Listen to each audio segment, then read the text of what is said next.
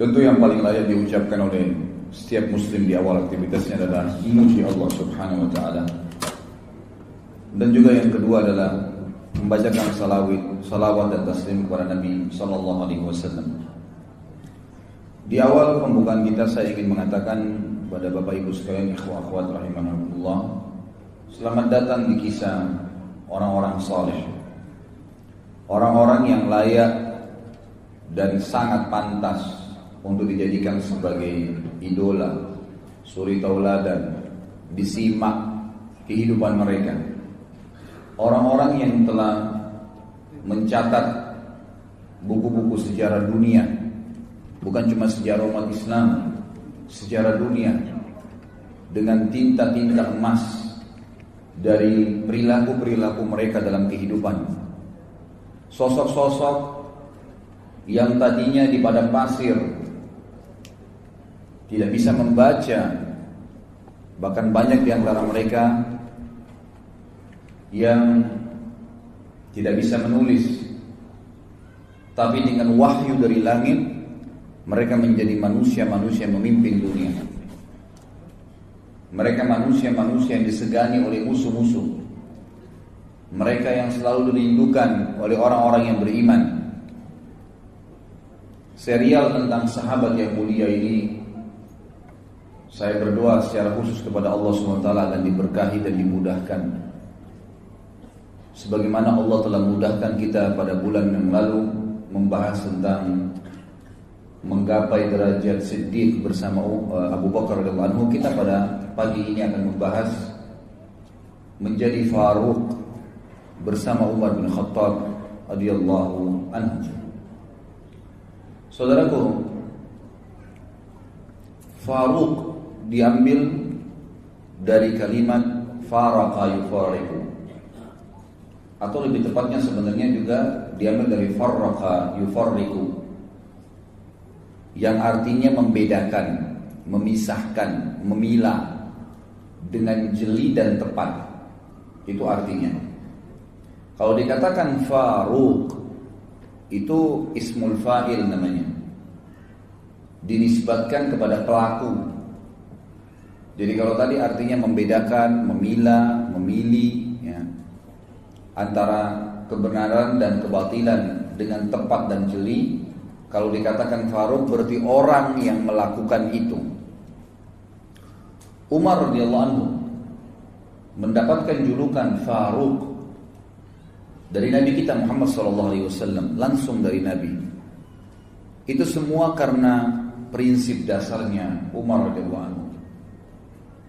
Beliau begitu mengenal Islam, sebagaimana yang kita dengar bagaimana kisah masuk Islamnya, bagaimana kelebihan-kelebihannya, perilaku-perilakunya, bagaimana sosok Umar di zaman jahiliyah yang ganas, yang luar biasa bencinya dengan Islam, yang secara khusus meluangkan waktunya untuk menyiksa kaum muslimin. Umar bin Khattab radhiyallahu anhu pada saat di Mekah sebelum masuk Islam, bukan hanya menyiksa budak dia datang kepada teman-temannya seperti Abu Jahal, Abu Sufyan, Umayyah bin Khalaf, didatangin oleh dia dan dia bantu menyiksa budak-budak temannya sampai sore hari, dari pagi dipukulin, digebukin, macam-macam. Dan Umar bin Khattab pada saat tiba malam, dia meninggalkan orang-orang Islam sambil berkata apa? Kalau bukan karena malam, saya tidak berhenti menyiksamu. Bencinya luar biasa dengan agama Allah Subhanahu wa taala. Ganas luar biasa terhadap orang-orang Islam. Keras, kasar.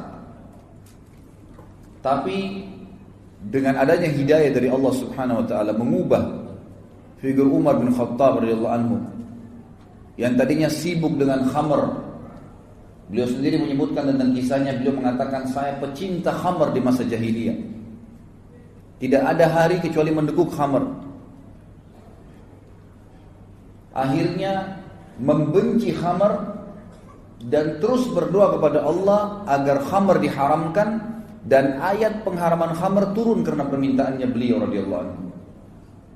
Berubah total dari sesuatu yang buruk menjadi yang baik, dari bodoh menjadi pintar. Dari orang yang tidak punya adab, tidak punya tata krama, menjadi orang yang sangat mulia akhlaknya. Islam mengubah semua itu.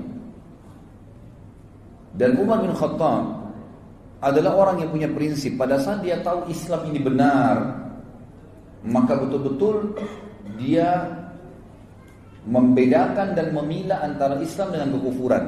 Hijrah 100%. Dia membedakan antara kebenaran dengan kebatilan. Dan ini akan menjadi inti bahasan kita nantinya. Bagaimana kita bisa menjadi Faruq bersama Umar radhiyallahu anhu, agar bukan mustahil kita bersama dengan beliau di surga nanti.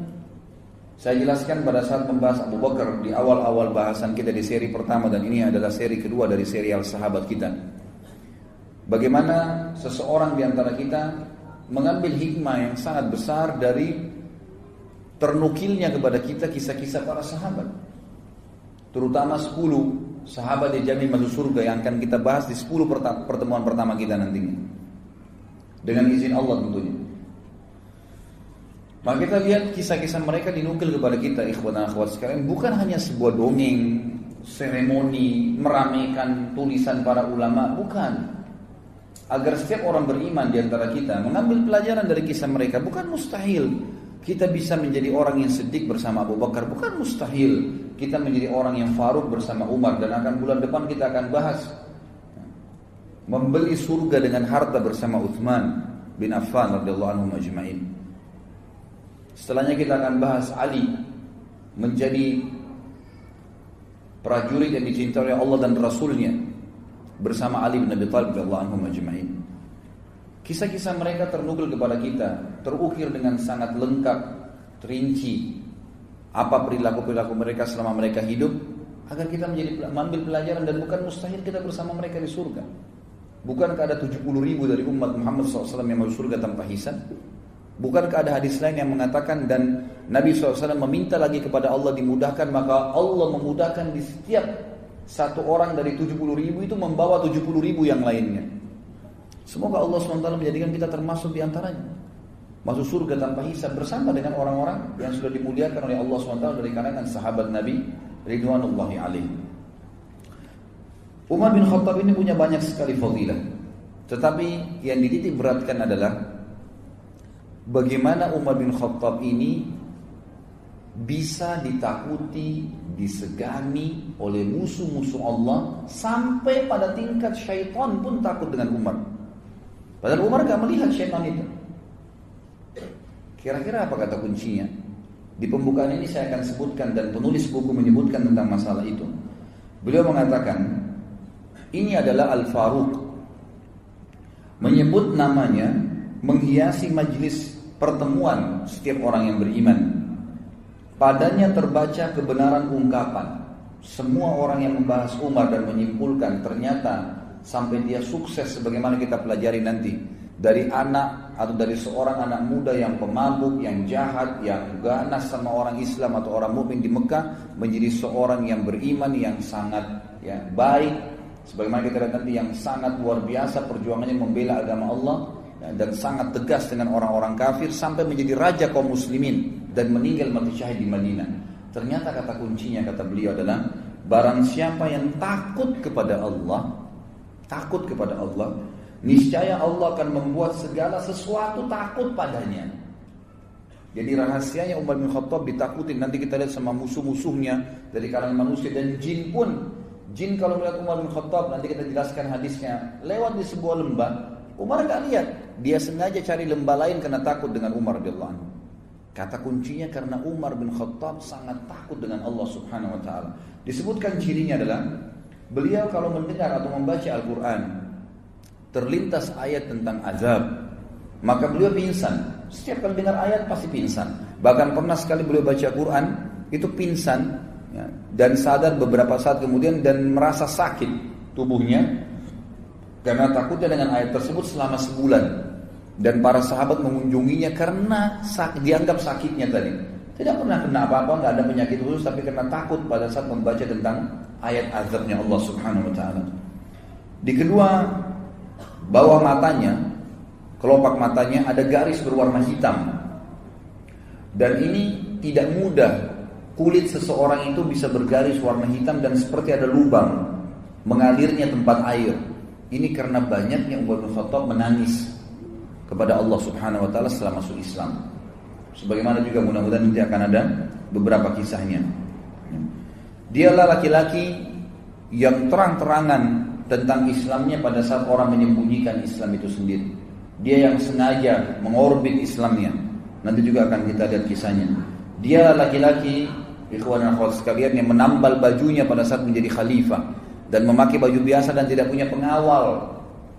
Tidak pernah takut kecuali kepada Allah Subhanahu wa taala. Dialah laki-laki yang syaitan lari darinya. Dialah laki-laki yang tidak pernah tidur malam hari kecuali sudah memastikan tidak ada lagi kaum muslimin yang susah pada saat itu. Dialah laki-laki yang merupakan mujahid terbesar, ya, yang dicatat dalam sejarah. Karena di zaman Umar bin Khattab disepakati oleh para sejarawan muslim adalah masa ekspansi Islam terbesar. Runtuhnya, ya, kerajaan Persia secara keseluruhan, Rusia, Afghanistan, Iran, Irak, semua wilayah Persia dulu itu runtuh di zaman Umar radhiyallahu anhu. Begitu pula wilayah, sebagian besar wilayah Romawiya, negeri Syam, ya, kemudian Mesir, wilayah Afrika, takluk ya dari dua sisi, timur dan baratnya dunia ini takluk di zaman Umar bin Khattab dan masuk Islam pada saat itu. Berapa banyak pahala yang beliau panen radhiyallahu anhu, dan nanti akan kita jelaskan masalah itu. Dialah dikatakan orang yang tidak mau makan sampai kelaparan pada saat masyarakatnya ditimpa peceklik, dikenal dengan Amramada. Nanti akan kita jelaskan juga masalah itu. Dialah orang yang selalu mengucapkan kebenaran walaupun pahit dan tidak pernah takut kecuali kepada Allah Subhanahu wa taala. Kata penulis, dialah Faruq umat ini yang telah mengguncangkan singgasana orang-orang zalim, meruntuhkan benteng-benteng raja-raja Kisra dan kaisar Romawi. Orang-orang sombong lagi congkak tunduk kepada, ya, keadilannya. Bendera kezaliman tertunduk di depan panji keadilannya. Dialah orang yang sangat zuhud, seorang ulama ahli ibadah, pencemburu terhadap orang-orang yang melanggar hukum Allah, dan juga orang yang sangat takut kepada Allah Subhanahu wa taala. Orang yang punya tekad yang baja, pembunuh fitnah-fitnah, dan juga orang yang paling gencar menghidupkan sunnah Nabi sallallahu alaihi wasallam. Ini kurang lebih kronologis yang disebutkan oleh penulis buku. Sekarang kita masuk, siapa Umar bin Khattab radhiyallahu anhu. Umar bin Khattab ini sebenarnya adalah salah satu dari suku Adi. Adi ini suku dari Quraisy dan bertemu dengan Nabi sallallahu alaihi wasallam di kakek kelima atau keenamnya. Di zaman jahiliyah, Umar ini sangat dekat dengan Umar yang lain. Ada dua orang Umar dulu di zaman jahiliyah yang terkenal sekali, pemimpin Mekah. Itu adalah Umar bin Khattab dan Umar bin Amr bin Hisham, atau dikenal dengan Abu Jahal. Dua orang ini terkenal dengan Umarain, ya, di Mekah. Dua Umar yang terkenal sekali. Dua-duanya punya prinsip hidup, dua-duanya orangnya kekar, tubuhnya tinggi besar, kepala suku, ya, yang memimpin pada saat itu. Karena di Mekah tidak ada raja, satu raja yang memimpin, tapi semua kepala suku. Mereka bersatu di Darun Nadwa, kemudian mereka, ya, sama-sama mengambil keputusan untuk Mekah. Dan Umar sama Umar bin Amr atau Abu Jahal dengan Umar bin Khattab ini dua-duanya adalah orang yang sangat berpengaruh. Makanya kita akan jelaskan nanti, Umar bin Khattab ini punya kisah masuk Islam itu karena doa Nabi SAW. Nanti akan saya jelaskan sebentar. Umar bin Khattab ini tugasnya di masa jahiliyah dulu adalah sebagai duta. Dan duta ini adalah sosok orang yang menggambarkan atau menyimbolkan sebuah negara sebagaimana kita tahu. Dan duta ini sama dengan presiden. Dia nggak boleh diganggu dan dia harus punya kelebihan, keterampilan, baik itu dalam membela dirinya ataupun mempertahankan prinsip-prinsip dasar negaranya. Dan Umar bin Khattab adalah duta, gitu kan, bagi orang-orang Quraisy kemanapun dia yang diutus untuk pergi. Dan kalau menghadapi orang-orang yang susah, keras kepala, berat untuk ditangani, maka Umar bin Khattab lah yang diminta oleh orang-orang Quraisy untuk menghadapinya. Di masa jahiliyah dia sangat buruk kehidupannya, karena Umar bin Khattab maksudnya buruk dalam pandangan Islam, tanda kutip, ya. Beliau selalu mabuk, beliau selalu menyembah berhala. Agak berbeda sedikit dengan Abu Bakar. Abu Bakar memang orang yang dari zaman jahiliyah nggak pernah buat masalah. Ya, masa jahiliyah itu subhanallah Abu Bakar hidupnya mulus-mulus saja, tidak pernah sembah berhala, orang yang suka bersedekah, memang sudah bersahabat dengan Nabi SAW karena dia tinggal satu camp dengan Khadijah, ya, pemukiman pedagang-pedagang di Mekah, sebagaimana sudah kita jelaskan pada pertemuan yang lalu. Tapi Abu Bakar itu hidup Abu Bakar. Mungkin tidak semua orang bisa seperti Abu Bakar.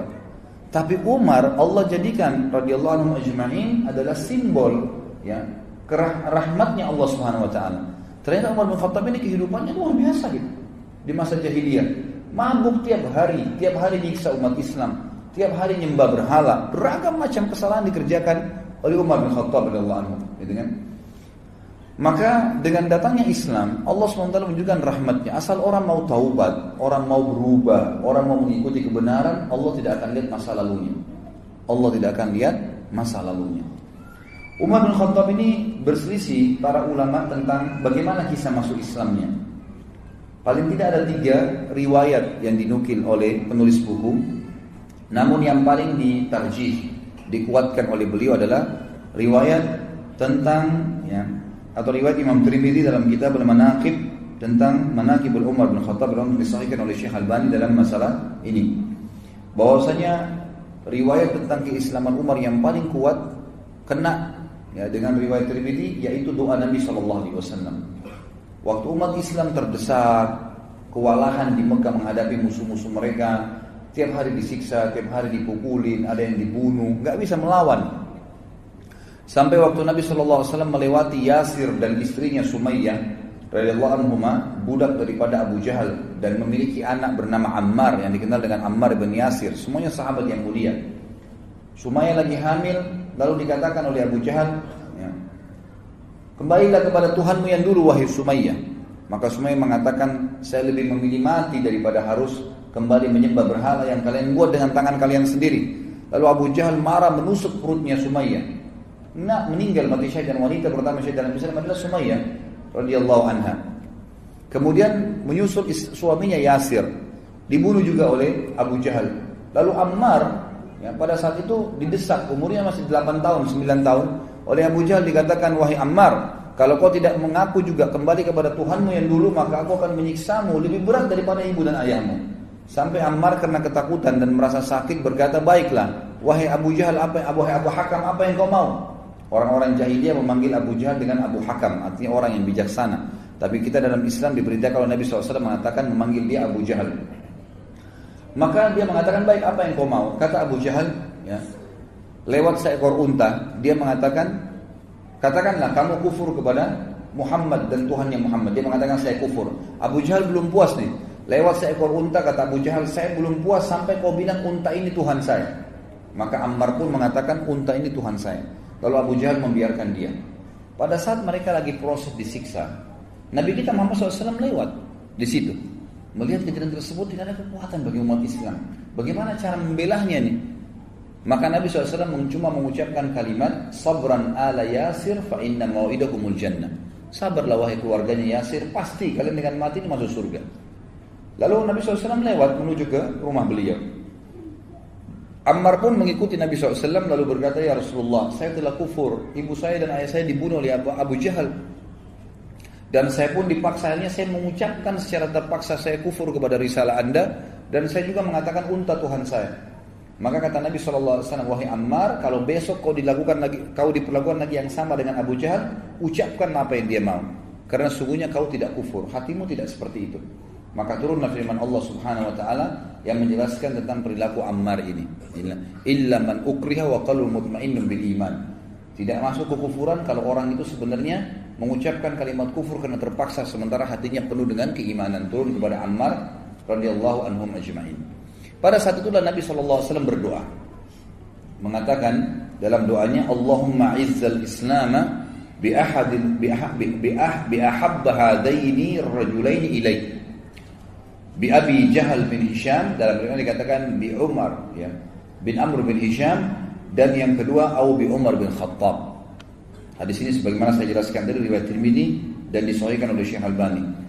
Artinya, ya Allah, kata Nabi SAW dalam doanya, muliakanlah Islam ini dengan salah satu dari 2 orang yang paling engkau cintai.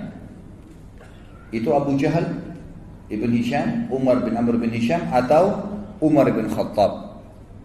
Kata perawi hadis, dari keduanya ternyata yang lebih Allah cintai adalah Umar bin Khattab, sehingga Allah memberikan hidayah. Ini pendapat yang dikuatkan oleh penulis, mengatakan ini pendapat yang paling kuat tentang masuk Islamnya Umar bin Khattab. Yang kedua adalah kisah yang lain tentang masuk Islamnya Umar bin Khattab, dan ini dinukil oleh Imam Bukhari dalam kitab Sahihnya. Kisahnya kurang lebih bahwasanya Umar bin Khattab ini pernah marah dengan Nabi Shallallahu Alaihi Wasallam. Jadi setelah melihat kejadian di Mekah, simpang siur, setiap hari orang bicara tentang Muhammad, terus pengikutnya Muhammad disiksa, orang Quraisy bertengkar, berkelahi, suku sama suku saling bermusuhi, sepupu sama sepupu saling bertengkar, gitu kan? Suami istri terpisah dengan suaminya. Umar bin Khattab bilang Muhammad sudah gila nih. Saya harus bunuh Muhammad. Itu perkataan Umar bin Khattab di awal. Saya harus bunuh Muhammad. Maka dia pun keluar dengan baju perangnya, membawa pedangnya, gitu kan? Keluar khusus untuk membunuh Nabi sallallahu alaihi wasallam, gitu kan? Lalu dia pun mendatangi Abu Jahal dan berkata kepada Abu Jahal. Pada saat itu Abu Jahal mengatakan, saya akan memberikan 100 ekor unta yang membunuh Muhammad. Maka Umar berkata, betulkah yang kau bilang hai Abu Jahal? Dia bilang iya. Baik, Umar bin Khattab keluar membawa pedangnya, sekaligus menyatukan antara hadiah yang dikejar 100 ekor unta itu dengan bencinya dengan Nabi Shallallahu Alaihi Wasallam pada saat itu. Dan ini sebagaimana saya sebutkan tadi, di sini ditulis diriwayatkan oleh Imam Bukhari dalam kitab Manaqibul Ansar bab Islam Umar bin Khattab. Dikatakan maka Umar bin Khattab pun jalan, kemudian menuju ingin mencari Nabi SAW. Waktu itu dia tidak tahu Nabi SAW itu di mana. Ketemulah dia dengan seseorang yang bernama Nu'aim bin Abdillah. Nu'aim bin Abdillah ini seorang sahabat, sudah masuk Islam dari keluarganya Umar. Lalu dia bertanya, wahai Umar, mau kemana kamu? Kata Umar, saya ingin membunuh Muhammad yang telah mengacaukan seluruh Quraisy ini. Kata Nu'aim waktu itu, dia khawatir Umar bin Khattab ini terkenal orangnya, kalau sudah ngambil prinsip mau membunuh, dia tidak akan pulang sampai dia membunuh atau dia yang dibunuh. Itu prinsip dasarnya. Selalu begitu di masa jahiliyah. Dan dia terkenal hampir sama kekuatan fisiknya sama Hamzah radhiyallahu anhum.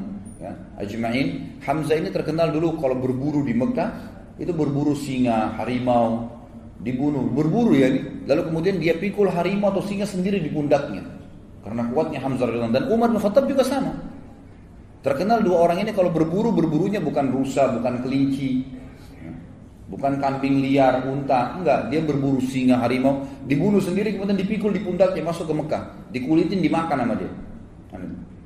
Jadi memang orang-orang yang sangat kuat secara fisik. Umar bin Khattab ini karena tegasnya, maka Nu'aim bin Abdillah ini takut radhiyallahu anhu, jangan sampai dia betul-betul datang membunuh Nabi SAW ini. Bagaimana caranya? Maka dia pun akhirnya terlintas, dia bilang, tidak ada di benak saya waktu itu kecuali saya ingin mengalihkan Umar agar tidak menuju ke rumah Nabi SAW. Waktu itu Nabi sedang berada di Darul Arqam, rumah salah seorang sahabat yang terkenal, dijadikan sebagai basis dakwah Nabi SAW. Maka Nu'aim bin Abdillah berkata radhiyallahu anhu, wahai Umar, apakah kau mengira nanti suku Abdul Muttalib dan suku Hashim, suku Nabi SAW akan membiarkan kamu kalau kau bunuh Muhammad? Dia bilang, saya nggak peduli, walaupun dua suku itu berperang dengan saya sendiri. Betul-betul prinsip dasar mau membunuh ini, gitu kan? Lalu kata Nu'aim bin Abdillah, tidak terdapat di benak saya kecuali satu hal. Saya bilang, kenapa kamu sibuk mengurus Muhammad, Umar? Sementara adikmu sendiri, Fatimah bin Khattab, ini adik kandungnya Umar bin Khattab perempuan, dengan suaminya, adik iparmu, Sa'id bin Zaid. Sa'id bin Zaid radhiyallahu adalah salah satu dari 10 yang masuk surga nantinya, gitu kan? Itu adik iparnya Umar bin Khattab. Jadi Umar sama adik iparnya dua-dua dapat jaminan surga dari 10 sahabatnya masuk surga. Sa'id bin Zaid ini. Mereka sudah masuk ikut agamanya Muhammad. Bagaimana bisa kau sibuk dengan Muhammad sementara keluargamu sendiri belum kamu urus? Maka Umar marah mengatakan, apakah benar Fatimah adikku sudah sabah, ya, artinya sudah keluar meninggalkan agama Tuhannya? Kata Nu'aim, iya benar, silakan kau pastikan sendiri. Maka Umar bin Khattab waktu itu tidak tahu di mana Nabi SAW berada, dan dia tahu rumah adiknya, dia menuju ke rumah adiknya, jalan dari ke rumah adiknya. Tiba di rumah adiknya, ternyata adiknya Fatimah binti Khattab dan suaminya Sa'id bin Zaid sedang belajar Al-Quran dari seorang sahabat tadinya bekas budak yang dibebaskan oleh Abu Bakar, namanya Khabbab bin Arat. Khabbab bin Arat adalah guru Al-Quran, dia ajar mengaji lagi dengan ayat. Begitu mereka dengar suara langkah Umar bin Khattab, dalam beberapa athar dikatakan Umar ini saking badannya besar, kalau dia melangkah suara kakinya terdengar. Maka didengar oleh Fatimah dan mereka tahu itu adalah langkah Umar, dengan suaranya juga dikenal dari Umar. Maka mereka pun menyembunyikan Khabbab bin Arat di kamar, kemudian menyembunyikan beberapa lembaran Al-Quran yang waktu itu masih tertulis di kulit-kulit unta. Lalu Umar mengetuk pintu, tidak dibukakan, lalu dia mendobrak pintu dan rubuh pintu itu. Kemudian dia berkata kepada Fatimah dan Sa'id, adiknya dan adik iparnya, apa tadi yang saya dengar itu? Apakah itu yang Muhammad ajarkan? Kata Fatimah, tidak ada sesuatu yang kau dengar. Apa yang kau dengar tadi? Lalu dia mengatakan, tadi saya dengar. Tidak usah kalian rahasiakan. Perlihatkan kepada saya itu. Waktu itu kebetulan lembaran Al-Quran dipegang oleh Fatimah. Lihat, disembunyi di belakang badannya tapi kelihatan. Umar mengatakan, pasti itu yang kamu pegang, berikan kepada saya. Fatimah nggak mau. Maka Umar menampar adiknya. Waktu ditampar keluar darah, jatuh. Suaminya Sa'id bin Zaid berusaha mendekat, gitu kan? Waktu mendekat dipukul juga sama Umar. Jatuh dua-duanya. Waktu jatuh Umar sudah tinggal mengambil kertas saja, tapi Allah kulit itu saja. Tapi Allah SWT memudahkan waktu itu hatinya Umar terbuka. Dia lihat adiknya jatuh berdarah, belum pernah dia mukul adik kandungnya sendiri. Maka dia pun mengatakan, kenapa kau terlalu ngotot mempertahankan ini? Kata adiknya, jangan kau pegang hai Umar, karena kau najis, nggak mungkin kamu bisa memegang ini. Kau masih dalam keadaan kafir. Kalau kau mau memegangnya maka mandilah dulu. Umar pun akhirnya masuk ke dalam rumah, minta pamit mandi.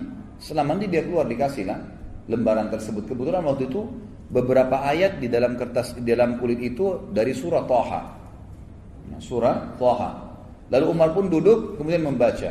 Mulailah membaca.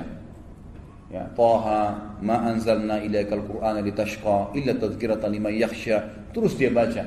Thaha, ya, kami tidak turunkan Al-Quran ini kepadamu untuk kamu sedih hai Muhammad, kecuali hanya peringatan bagi orang-orang yang mau tunduk kepada Allah pencipta langit dan bumi ini. Terus dia baca ayat demi ayat.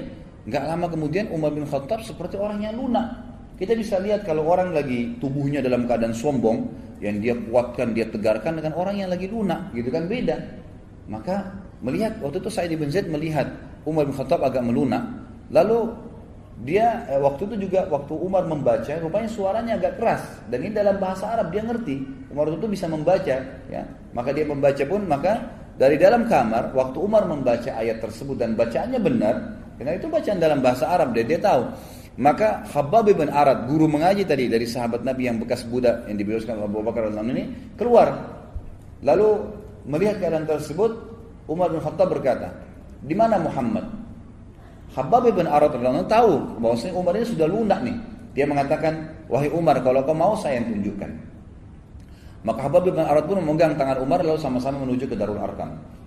Tiba di Darul Arqam, ikhwan dan akhwat sekalian, dari kejauhan, bukan Darul Arqam ini 2 lantai. Lantai kedua, ada seorang sahabat yang memang ditugaskan oleh Nabi SAW untuk memantau. Kalau ada orang-orang Quraisy yang datang atau mengetahui kegiatan mereka, maka mereka bubar gitu. Begitu dia lihat dari jauh, ternyata ada Khabbab bin Arat datang, lagi berada di sebelahnya Umar bin Khattab. Dan Khabbab bin Arat ini memegang tangan Umar. Tapi dari kejauhan, kesannya seperti Umar yang memegang dia, karena besarnya tangan Umar gitu kan. Maka yang sahabat di lantai 2 rumah ini mengira Umar bin Khattab menawan Khabbab bin Arat gitu kan, dan dia datang untuk membunuh Nabi SAW. Maka berteriak dari atas sahabat ini, "Umar bin Khattab, si kafir datang." Gitu kan. Maka semua orang heboh di rumah Darul Arqam. Umar bin Khattab yang datang. Lebih baik orang-orang Quraisy 10-20 orang daripada Umar yang datang, gitu kan. Bagi mereka luar biasa kalau Umar datang, ini berbahaya sekali, gitu kan. Nanti kita lihat setelah masuk Islam bagaimana dia lawan orang-orang Quraisy juga sendirian. Maka dia pun datang ke dekat pintu. Pada saat masuk dekat pintu, maka semua sahabat waktu itu hirup-hirup dalam rumah. Hamzah radhiyallahu anhu waktu itu sudah masuk Islam sebelumnya dan duduk lalu berkata, "Biarkan dia masuk. Kalau dia niat buruk, saya akan menghadapinya." Maka Nabi SAW mengatakan, "Masukkan Hamzah ke dalam kamar." Hamzah disuruh sembunyikan. Ini bukan perkelahian. Nabi SAW sudah tahu. Dimasukkan ke dalam ruangan. Lalu kata Nabi SAW, "Bukakan buat dia." Begitu dia masuk, begitu dibukakan pintu, Umar bin Khattab lihat Nabi SAW, tundukkan pandangannya. Lalu Nabi SAW memegang pundaknya, bajunya dengan keras dan menyentaknya sambil mengatakan, wahai Ibnu Khattab, apakah kau menunggu azabnya Allah turun padamu baru kau beriman? Maka Umar diam. Nabi SAW sentak kedua kali, wahai Ibnu Khattab, apakah kau menunggu azabnya Allah turun kepadamu baru kau mau beriman? Sampai 3 kali lalu Umar bin Khattab jatuh berlutut di tanah lalu mengatakan, saya beriman kepadamu ya Rasulullah. Lalu dia syahadat. Pada saat dia syahadat, seluruh Darul Arqam bertakbir. Karena besarnya takbir kaum muslimin, bangga dengan Umar masuk Islam, terdengar sampai di dekat Ka'bah takbir mereka. Gitu kan? Jadi saking besarnya. Ini salah satu kisah yang berhubungan dengan masuk Islamnya Umar bin Khattab. Riwayat yang lain maksud saya. Riwayat yang ketiga adalah riwayat yang dinukil oleh Imam Ahmad, ya. Mohon maaf, bukan. Riwayat di sini dikatakan sebenarnya di sanadnya dhaif, ya. Sanadnya dhaif, tapi ini disebutkan oleh Imam Az-Zahabi dalam Al-Mizan. Ini dikarenakan karena riwayat ini terdapat Abdurrahman bin Harith, seorang rawi yang jujur sebetulnya, tapi dia memiliki kekeliruan dalam meriwayatkan hadis. Jadi sebenarnya dhaifnya lemah pun tidak terlalu lemah. Ya karena dia bukan pembohong, dia bukan ahli maksiat, cuman dia kadang-kadang keliru kalau menyampaikan hadis, lafadznya ada yang tertukar. Maka didhaifkan. Tapi ulama tentu nanti saya simpulkan akan menggabungkan 3 riwayat ini dan mengatakan tidak ada yang berbentrok satu sama yang lain. Intinya Umar bin Khattab sudah masuk Islam dan akhirnya menjadi seorang sahabat yang mulia. Ibnu Ishaq menukil dalam buku sirahnya tentang Ummu Abdillah binti Abi Hathma, ya, radhiyallahu anha. Pada saat dia bilang, dia cerita, Ummu Abdillah ini bercerita, demi Allah ketika kami sedang bersiap-siap berangkat ke negeri Habasyah, mau berangkat ke negeri Habasyah, maka suaminya Amir namanya sedang menunggu di sebuah lembah yang cukup jauh dari Mekah supaya tidak kelihatan, maka satu-satu keluar gitu. Ummu Abdillah ini kebetulan masih punya hubungan kerabat dengan Umar bin Khattab dan waktu itu terdengar oleh orang Quraisy bahwa muslimin sudah mau hijrah, mau melarikan diri dari Mekah, dan orang-orang Quraisy berjaga-jaga. Termasuk Umar bin Khattab yang berjaga-jaga, ya, berusaha menahan umat Islam jangan sampai hijrah ke Habasyah. Ada yang hijrah dibunuh, gitu kan, berusaha dibunuh. Ummu Abdillah ini punya hubungan kerabat dengan Umar dan dia bersama dengan anaknya Abdullah ingin menyusul suaminya ke sebuah lembah yang sudah cukup jauh dari Mekah. Pada saat dia mikul-mikul barangnya, melewatin lembah demi lembah, tiba-tiba sebelum keluar dari pintu gerbang Mekah, ada Umar bin Khattab berdiri. Kagetlah Ummu Abdillah ini. Lalu Ummu Abdillah berkata, sungguh kami mendapatkan ujian berat melalui kalian. Maksudnya orang-orang musyrik Mekah, ya. Kami tidak pernah dibiarkan oleh kalian. Mau beriman pada Allah di Mekah diganggu, mau hijrah pun ditahan. Umar bin Khattab kaget waktu itu melihat Ummu Abdillah karena kerabatnya perempuan, ya.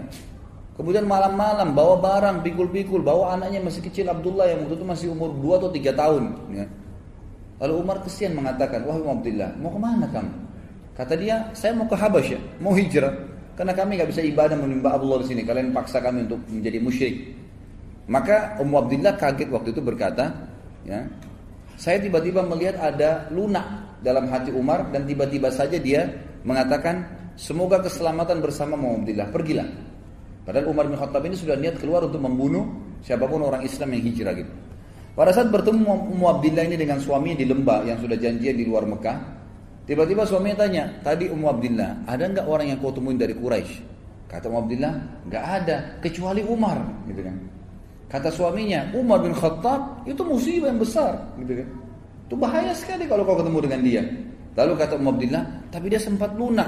Dia bahkan mengatakan kepada saya, semoga engkau selamat wahai Ummu Abdillah. Mudah-mudahan menjadi penyebab masuk Islamnya, gitu kan. Lalu kata Amir ini suaminya Ummu Abdillah. Dia mengatakan, orang yang engkau lihat tadi itu, Umar bin Khattab maksudnya, tidak akan pernah masuk Islam sebelum keledainya Al-Khattab masuk Islam. Jadi mustahil masuk Islam orang itu, gitu kan. Ini kata sahabat ini, karena luar biasa Umar benci dengan Islam pada saat itu, gitu kan. Jadi kalau seandainya orang yang kau lihat itu mau masuk Islam, mesti keledainya Khattab, keluarga Khattab, maksudnya keluarganya Umar semua, itu syahadat baru dia bisa syahadat tuh orang, gitu. Saking sulitnya gitu. Maka akhirnya di kisah ini disebutkan sampai di situ dan akhirnya Umar bin Khattab benar masuk Islam, kemungkinan bisa saja dari doanya Ummu Abdillah tadi yang disebutkan, ya. Jadi itu diantara riwayat yang dinukil kepada kita. Pertama tentang doa Nabi SAW, dan ini yang paling kuat. Yang kedua tentang adiknya Fatimah dan Sa'id bin Zaid radhiyallahu anhum ajma'in yang sudah masuk Islam sebenarnya, lalu Umar membaca surah Thaha. Dan yang ketiga adalah tentang masalah kisah Ummu Abdillah. Ada riwayat yang lain juga dinukil oleh sebagian ulama dan dinukil juga oleh beliau di sini, adalah Umar bin Khattab pernah bercerita sendiri.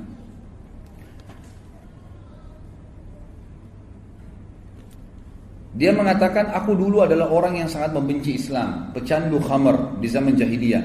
Aku sangat menyukainya dan selalu meminumnya. Kami mempunyai sebuah tempat di sana orang-orang Quraisy berkumpul untuk minum-minum dan mabuk-mabuk. Ya. Dan pada saat itu, satu malam aku keluar untuk berkumpul dengan teman-temanku untuk mabuk-mabuk. Lalu aku melihat, ya Rasul, ini Umar cerita setelah dia masuk Islam ya. Lalu aku melihat Rasulullah SAW sedang di dekat Ka'bah dan sedang menyembah Allah. Maka aku pun berkata, cobalah aku mendengarkan apa yang disampaikan oleh Muhammad. Ini riwayat lainnya. Lalu kemudian aku pun menyelipkan diri di antara kiswanya Ka'bah, sampai mendekat, tidak ada yang memisahkan antara aku dengan Muhammad kecuali kiswah Ka'bah. Lalu aku dengarkan apa yang dibaca oleh Muhammad sehingga menyentuh hatiku. Lalu aku pun akhirnya mendengarkan suara dari Nabi SAW setelah hatiku tersentuh. Apa yang membuatmu datang ke sini wahai Ibnu Khattab? Maka aku menjawab, aku datang untuk beriman kepada Allah dan Rasulnya serta kepada apa yang dibawa oleh Rasulnya. Maka Rasulullah SAW pun memuji Allah sambil berkata, Allah telah memberimu petunjuk wahai Umar. Kemudian Nabi SAW mengusap dadaku, kata Umar, dan mendoakanku agar aku bisa teguh. Kemudian aku meninggalkan beliau dan beliau masuk ke dalam rumahnya. Ini dinukil oleh beliau di footnote nomor 15, dikatakan diriwayatkan oleh Atha dan Mujahid tentang Islamnya Umar. Ibnu Ishaq juga menyebutkan di dalam buku sirahnya bahwasanya Abdullah bin Abi Najih al-Makki menyampaikan kepadaku dari Ishaq, dan sanadnya ini mursal tapi memiliki penguat-penguat dari riwayat-riwayat yang lain. Ringkas cerita adalah Umar bin Khattab dari 4 riwayat, jadi bukan 3 tadi, 4 riwayat ini ya semua dinukil bahwasanya bagaimana beliau masuk Islam. Terlepas daripada itu, kata ahli sejarah dan penulis buku secara khusus mengatakan ini ya, kalau kita mau gabungkan semua riwayat, tetap riwayat yang paling kuat tadi adalah riwayat yang menceritakan dari doa Nabi SAW. Memang kalau doa Nabi maka semua jadi penyebab beliau akhirnya masuk Islam, dan kasuistik tadi yang lainnya semua karena penyebab beliau masuk Islam saja. Lalu kita masuk setelah masuk Islam. Pada saat Umar bin Khattab mengucapkan syahadat, maka yang paling pertama dia lakukan 2 hal.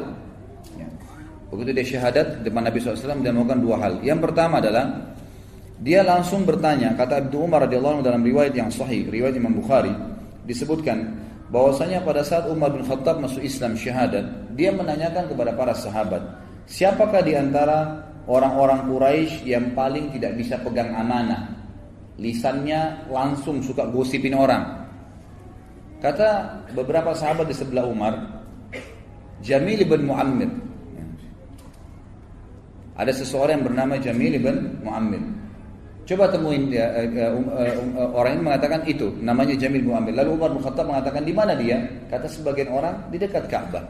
Ibnu Umar yang menukil riwayat ini mengatakan, saya lalu mengikuti ayah saya. Pada saat menemui ya, Jamil bin Muammir ini lagi duduk depan Ka'bah, ayahku pun mendekati sambil berkata, wahai Jamil, apakah kau belum tahu apa yang terjadi dengan saya? Kata Jamil, tidak. Ada apa wahai Ibnu Khattab? Lalu kata Umar, saya sudah menjadi pengikut Muhammad, gitu kan?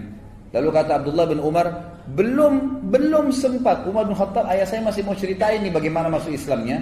Jamil bin Muammir ini memang tukang gosip yang super, gitu kan? Sampai dia bilang belum dengar ceritanya apa, berdiri langsung menuju ke dekat Ka'bah, ya tanpa melihat wajah ayah saya sedikit pun, lalu berkata dekat Ka'bah, Umar bin Khattab telah murtad, telah sabak itu menyembah selain Allah, selain Tuhan-Tuhan mereka. Maka orang-orang Quraisy pun datang dan akhirnya mengeroyoki Umar. Ya, mengeroyoki Umar. Waktu Umar ditanya oleh orang Quraisy sebelum dikeroyoki, wahai Umar, apa kau sudah sabak? Sabak itu berarti sudah murtad dari agama kita, menyembah selain berhala-berhala yang kami sembah. Kata Umar, tidak, saya enggak sabak, saya enggak murtad, tapi saya sudah asyhadu an la ilaha illallah wa anna Muhammadar Rasulullah. Malah dia syahadat depan mereka, gitu kan. Maka dalam riwayatnya dikatakan Umar bin Khattab pun dikeroyokin oleh orang-orang Quraisy. Riwayat yang ini riwayat menjelaskan, maka Umar pun dikeroyokin orang Quraisy, lalu dia berkelahi sama mereka dari pagi itu sampai sore. Sendirian dia lawan, gitu kan. Pada saat Umar bin Khattab capek, letih, ada dua riwayat di sini. Riwayat yang pertama menjelaskan, khusus masalah riwayat yang pertama ya. Nah, nanti riwayat yang kedua tentang bagaimana setelah dia masuk Islam, apa perilakunya. Ini masih riwayat yang pertama, tapi khusus masalah pada saat dia dikeroyokin ada dua riwayat lagi. Di sini menjelaskan. Riwayat yang pertama adalah Umar bin Khattab berkelahi sampai dia lelah. Begitu dia lelah, Umar bin Khattab duduk di tanah sambil berkata, lakukan apa yang kalian mau lakukan. Silakan pukulin saya, terserah. Demi Allah, kalau kami ada jumlahnya 300 orang saja yang sudah beriman sama Allah, maka kami memiliki Mekah atau kalian jadi pemilik Mekah. Artinya kami terus akan berkelahi dengan kalian sampai Mekah ini takluk, gitu kan? Kalau kami 300 orang. Riwayat yang lain mengatakan, waktu Umar bin Khattab letih, Umar bin Khattab balik melihat siapa di antara yang sedang keroyokin dia yang berkelahi ini, pemimpinnya Quraisy. Ada ditemukan ada satu pemimpin Quraisy, waktu itu tidak disebutkan namanya, dipegang ya badannya sama Umar, ditidurkan di tanah, lalu sama Umar ditusuk matanya. Umar bilang, kalau kau tidak suruh, jadi Umar lagi digebukin nih, tapi orang itu di bawahnya Umar tusuk matanya. Umar bilang, kalau kau tidak berhentikan mereka, matamu akan saya butakan. Maka dia pun teriak, lepaskan Umar sudah gila mau butain mata saya gitu. Akhirnya orang-orang pada tinggalin Umar waktu itu. Itu riwayat yang berhubungan dengan masalah waktu dikeroyokin. Riwayat yang lain menjelaskan, tapi ini riwayat sebenarnya yang pertama lebih kuat, ya, karena diriwayatkan oleh Imam Bukhari. Kalau ini riwayat lebih hasan, yang diriwayatkan hasan adalah sebagian mendhaifkannya. Tapi yang jelas riwayatnya juga dipegangi oleh sebagian ahli sejarah karena penguat dia. Waktu Umar bin Khattab masuk Islam, dia berkata kepada Nabi SAW, ya Rasulullah, bukankah kita dalam keadaan benar? Ini baru syahadat nih, belum belajar banyak hukum, gitu kan? Bukankah dalam keadaan benar? Kata Nabi SAW, benar. Bukankah orang Quraisy dalam keadaan salah, batil, menyembah berhala, salah? Karena tadi sebelumnya dia sudah menyembah berhala, gitu kan? Kata Nabi SAW, benar. Kata Nabi SAW, kata Umar, kalau begitu kenapa kita tinggal ya Rasulullah? Ayo kita perangin aja, gitu kan? Padahal ini masih baru berapa belas orang, gitu kan? Maka Nabi SAW waktu itu mengatakan, sabarlah wahai Ibnu Khattab, sesungguhnya Allah belum perintahkan itu padaku. Jadi ini riwayat yang lain tentang perilaku Umar bin Khattab pada saat dia masuk Islam. Penulis buku di sini langsung pindah ke kisah, bukan lagi di Mekah. Karena di Mekah tidak terlalu banyak kisahnya Umar bin Khattab radhiyallahu anhu, tapi kita masuk ke kisah lebih banyak nanti bagaimana dia setelah masuk Islam, bagaimana pada saat dia hijrah, dimulai dengan pada saat hijrah, bagaimana pada saat hidup di Madinah, peperangan-peperangan yang dia hadiri bersama Nabi SAW, janji-janji Nabi SAW kepada diri beliau pribadi, kemudian juga apa perilaku beliau pada saat beliau jadi khalifah. Itu akan banyak fokus di situ. Pada saat Umar bin Khattab akan hijrah, di sini ditulis oleh beliau, hijrah yang merendahkan martabat orang-orang musyrik. Dinukil dalam sebuah riwayat, ya, riwayat disebutkan oleh Imam Tirmidzi, ini disebutkan oleh Ibnu Athir dalam Usudul Ghaba, dan ini dengan sanad yang sahih, ya.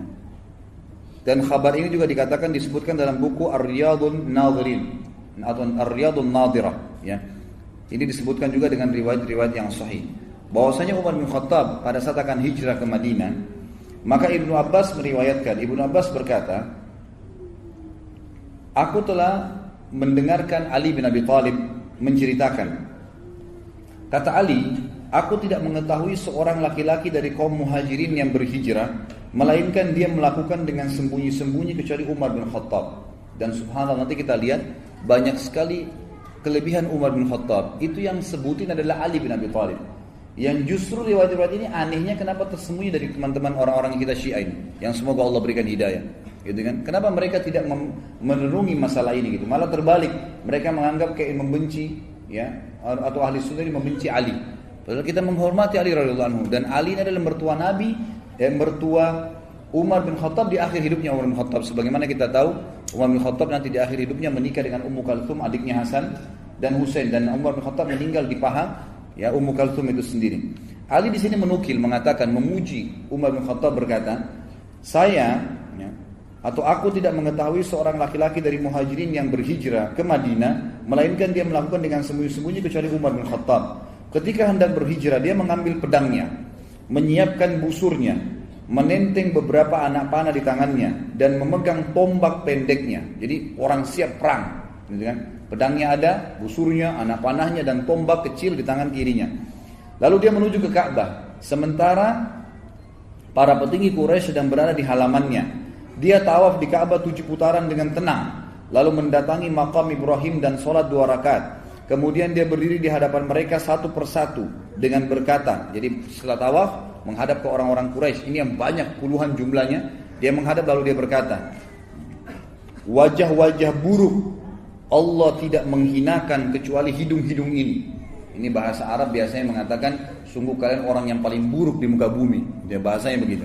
Siapa yang ingin ibunya meratap karena anaknya mati, atau anaknya menjadi yatim karena kehilangan ayah, dan menjadikan istrinya sebagai janda, hendaklah dia menemui aku di balik lembah ini karena aku mau hijrah sekarang. Jadi dia tantang. Jadi bahasanya bukan bilang saya mau hijrah, siapa yang mau lawan saya silakan, enggak. Dia berikan kalimat-kalimat yang menantang sekalian. Jadi pasti mati nih. Kamu mati atau saya mati? Itu bahasanya gitu kan.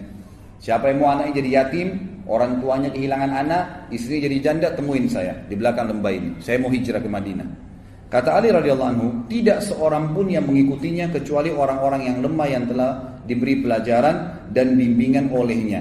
Lalu dia berangkat kepada apa yang dia inginkan. Ini sebagaimana tadi disebutkan, sudah saya sebutkan riwayatnya. Jadi Umar bin Khattab ini satu-satunya orang yang hijrah dengan kemuliaan. Orang Quraisy nggak ada yang berani sama sekali yang menahan Umar bin Khattab pada saat itu, sementara yang lainnya semuanya sembunyi-sembunyi. Baik, mari kita dengar ikhwan dan akhwat sekalian beberapa manaqib. Manaqib ini kayak fadilahnya lah, ya, kelebihannya Umar bin Khattab yang disampaikan oleh Nabi sallallahu alaihi wasallam. Yang pertama adalah hadis yang sahih riwayat Imam Tirmidzi.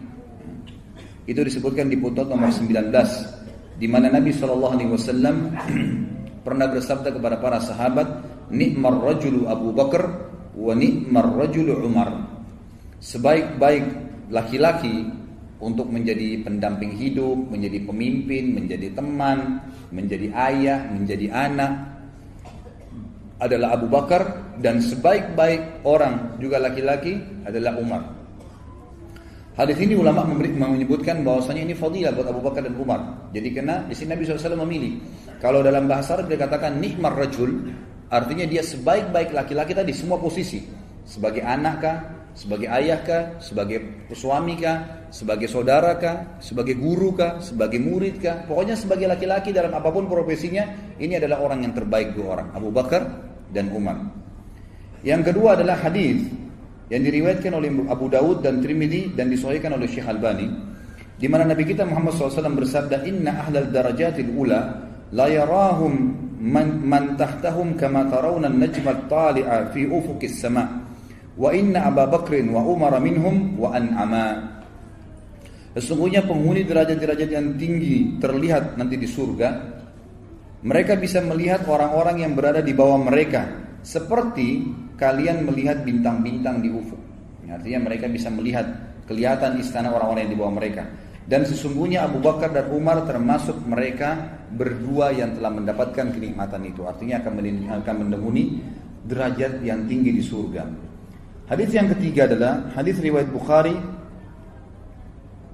dan Imam Muslim. Dua-duanya meriwayatkan Nabi SAW bersabda, laqad kana fi man qablakum minal umami nasun muhaddathun min ghairi an yakunu anbiya fa in yakum fi ummati ahadun fa innahu Umar. Di antara umat-umat sebelum kalian dulu ada orang-orang yang diberikan ilham oleh Allah berbicara kemudian menjadi hukum. Allah tentukan menjadi hukum dari lisan mereka. Sementara mereka bukan nabi-nabi. Dan kalau itu ada di umatku maka dia adalah Umar. Maka dia adalah Umar. Nanti akan kita lihat beberapa ayat-ayat Al-Quran turun justru dengan perkataan dari Umar bin Khattab radhiyallahu anhu. Ini fadilah yang ketiga. Fadilah yang keempat, mohon maaf, masih fadilah yang ketiga, tapi riwayat yang lain. Dikatakan oleh Nabi SAW, laqad kana fi man kana qablakum min bani Israil rijalun yukallimuna min ghairi an yakunu anbiya fa iyyakum fi ummati minhum ahadun fa Umar. Di kalangan orang-orang sebelum kalian dari Bani Israel terdapat orang-orang yang diberikan ilham dan mereka bukan para nabi, berbicara tapi jadi hukum. Akhirnya Allah SWT tentukan menjadi hukum, sementara nabi-nabi mereka masih hidup ya, wahyu lagi turun, sehingga perkataan mereka dinukil oleh Allah di dalam kitab-kitab nabi mereka, gitu kan? Karena sesuai dengan apa yang Allah inginkan. Jika pada umatku terdapat seseorang demikian, dia adalah Umar. Dia adalah Umar. Fadilah yang selanjutnya, ini fadilah yang keempat, hadis yang diriwayatkan oleh Imam Tirmidzi, juga disahihkan oleh Syekh Albani. Anas bin Malik dan Ali bin Abi Thalib radhiyallahu anhuma, keduanya berkata bahwa Rasulullah SAW pernah bersabda kepada Ali bin Abi Thalib tentang Abu Bakar dan Umar. Nabi berkata kepada Ali bin Abi Thalib, "Hadani sayyida kuhuli ahlil jannah minal awwalina wal akhirin, illa an-nabiyyina wal mursalin. La tukhbirhuma ya Ali." Dua orang ini wahai Ali, tuannya seluruh orang-orang dewasa penghuni surga dari kalangan orang-orang dulu, semuanya orang-orang dulu. Sahabat-sahabatnya Nabi Nuh, sahabat-sahabatnya Nabi Saleh, Nabi Syuaib, teman-temannya semua, ya, orang-orang terdahulu. Ini Abu Bakar dan Umar adalah tuannya mereka nanti di surga, kecuali para nabi-nabi dan rasul.